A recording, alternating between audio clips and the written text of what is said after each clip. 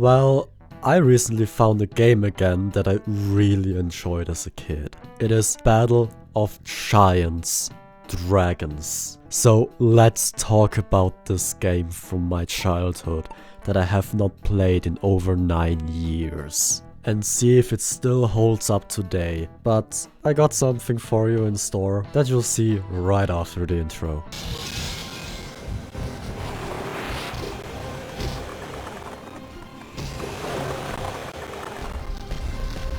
I remember playing this game as a kid very vaguely. I know that I bought the game because I thought the cover was cool and I really liked dragons as any 8-year-old.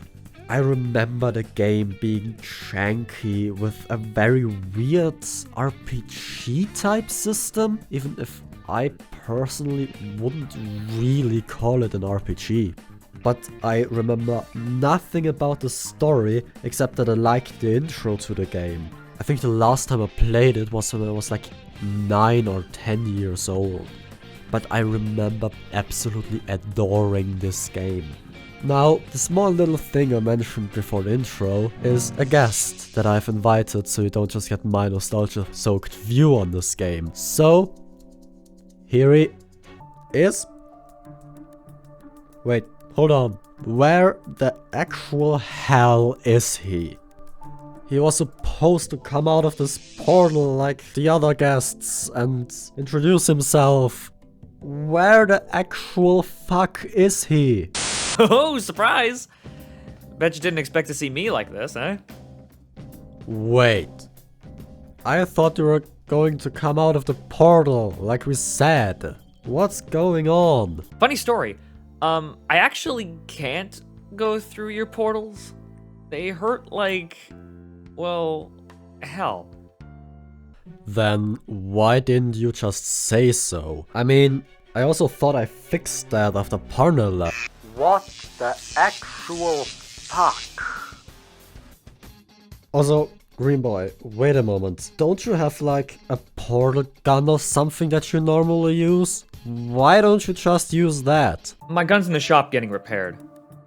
Well, how does that happen? They seem rather sturdy.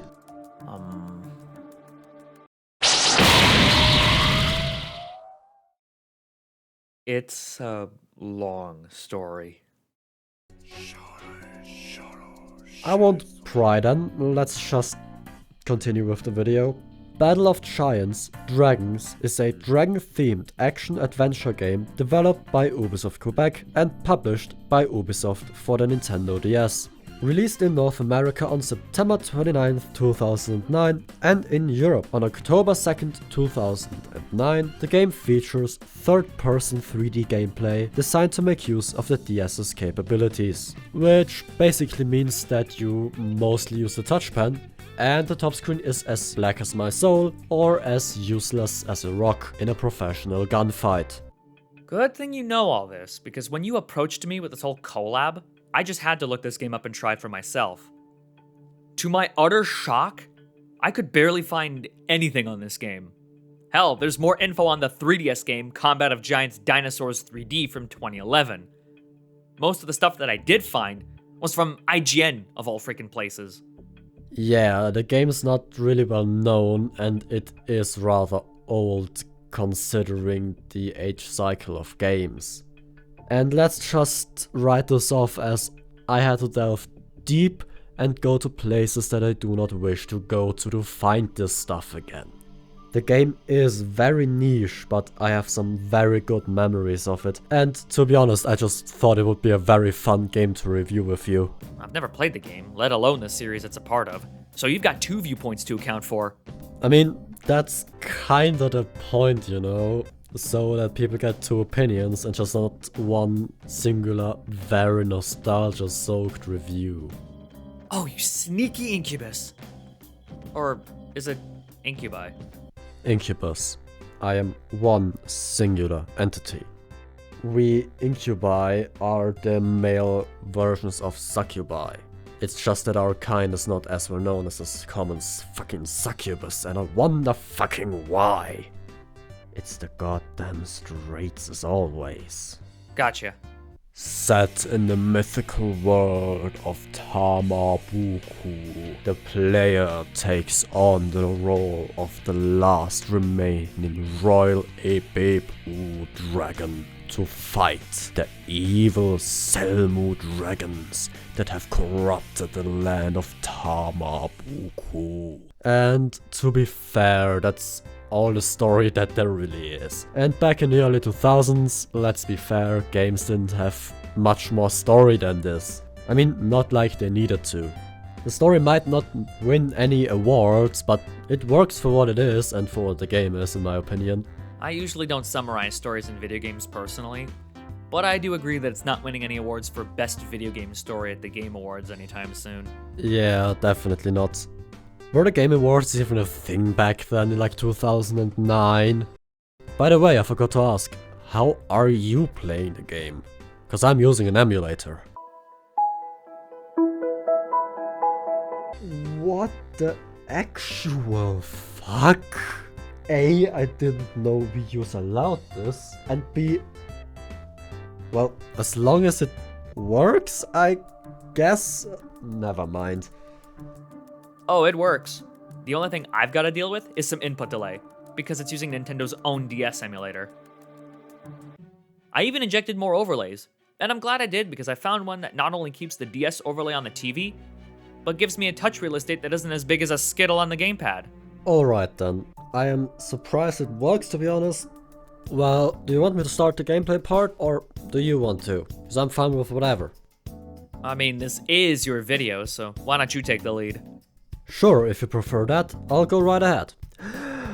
The game, as mentioned, plays with touchpad controls, and the first world and tutorial area at the very start of the game are, as the second one already implies, purely tutorial, as the game basically spoon feeds you through them. You can also customize your dragon at any time, and you unlock more customization options as you play the game, and if you know me privately, you know I'm obsessed with this shit. Also, how's it going with your gameplay? You named your dragon Spoon. May I inquire why? What? It's fun to take the piss out of things.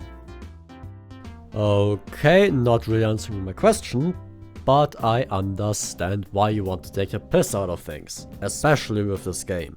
You might actually have the perfect mindset to genuinely enjoy this game. By the way, when he said this game uses the touchscreen, or touch pen as he said, he meant it's used for literally everything. The buttons might as well just not be there. In fact, this wouldn't be out of place on an iPad. But that wouldn't have been a thing for another year at the time of this game's release, so iPhone maybe? Yeah, let's go with that. On the rather small levels themselves, where you explore and move by keeping the pen on the screen, the dragon walks in that direction and is able to sprint if you drag it away shortly, interacting with objects by double tapping them or walking on them, or setting them on fire. To fly, simply double tap the dragon you control and they will take you through the air. Double tap the ground to make them land, or crash into things, and crush rocks, or to ram the same rocks when you're on the ground, which I forgot to mention before. To make the dragon breathe fire, you rub its back, and the more you rub, the more it spits out. Because apparently foreplay was a game mechanic in 2009. I don't think that's foreplay. It looks more like projectile vomiting if you catch my drift. What? I mean, have you seen how much he was upchucking? Somebody bring him to urgent care stat. He's losing a lot of fluids. I guess. Anyhow, the green and blue orbs are called Dirga. The green ones restoring your health and the blue ones filling up the Dirga gauge, which is basically mana for stronger attacks in combat and are just a connected dots minigame. Yet in my opinion it works for the game, even if, let's be honest, it is a bit weird. And if you run into another dragon into the levels and bump into them, you start a fight that you can earn a gem from with a stronger attack. The fighting is decently simple. On the left and right are claw attacks, on the front middle is a headbutt, and behind the claws are tail attacks, and a breath attack that still counts for head. There really are a lot of weird innuendos here, Jesus. You can double tap your dragon in combat to make them fly for head attacks or wing attacks. Though mostly it's useless as it usually leaves you open for an attack most of the time, which in a non-turn-based game like this is not good. Just attack, spam and win easily. The complex mechanics of games like these are very easy to notice when you're not a child anymore. After each attack, you can either use a gem to attack with a spell, or wait and gain Dilga for a super attack. If you collect more when the gauge is full, that is simply fucking overpowered. To defend, you drag back, shielding yourself with your wings. If you do get hit and a spell is used against you, simply erase the enemy lines to take less damage. Or just slide sideways to dodge. Not like you'll be needing it a lot. Usually fights don't take longer than a minute or two if you just attack before the other dragon is able to. The levels are small to the point where you have seen everything after about 10 minutes if you really take your time and just explore, if we ignore fighting secret bosses or just every dragon and burning everything down. The puzzles are always straightforward and the game tells you what to do, so you probably won't be stuck a lot unless you manage to forget the controls. Or you end up like me, soft-locking yourself in the fire world like a complete dumbass. How the fuck in Lucifer's godforsaken red hell did you even manage to do that? Good question. I'll get back to you on that one. Anyhow, the secret bosses are absolutely something else.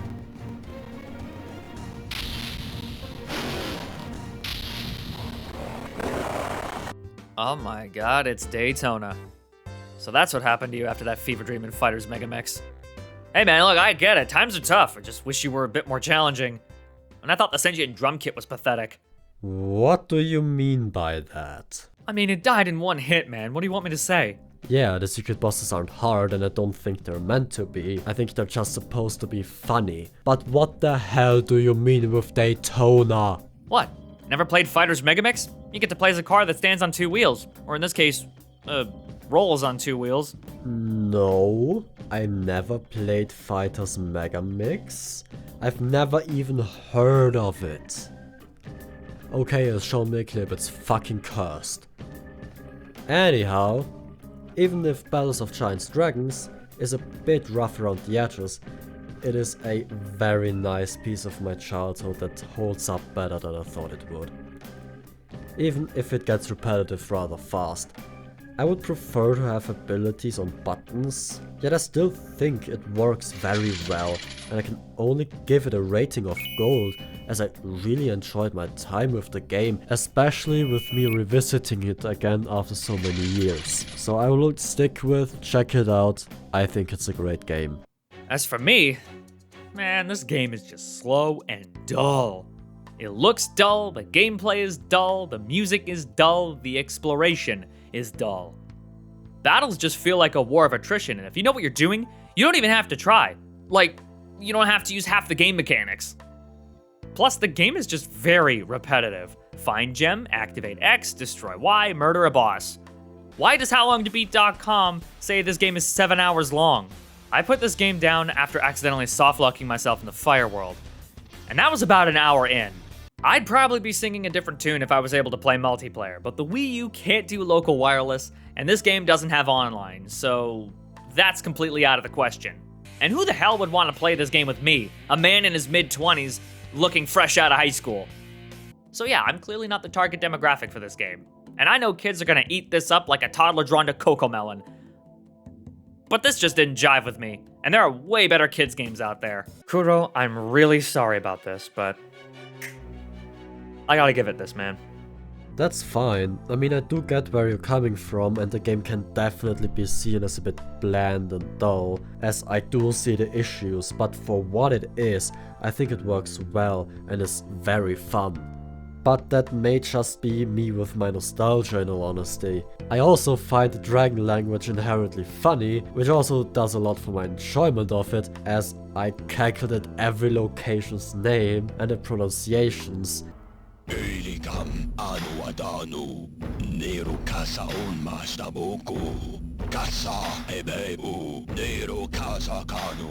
It feels like they wanted a cool sounding dragon language, but it just ended up sounding a bit edgy and funny. Alright, well, now that that's done, thanks for having me on board, Kuro.